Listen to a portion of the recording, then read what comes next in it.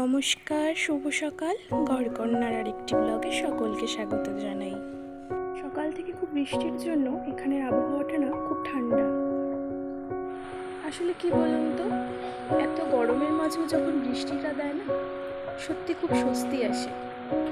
এই যে মহারাজ, সে উঠে পড়েছে। সকালে একটু পকোড়া করব।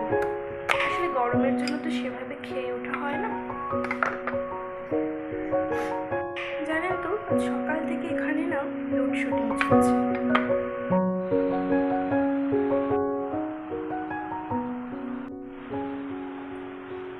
আজকে যেহেতু আবহাওয়াটা ঠান্ডা, তাই ভাবছিলাম আজই করি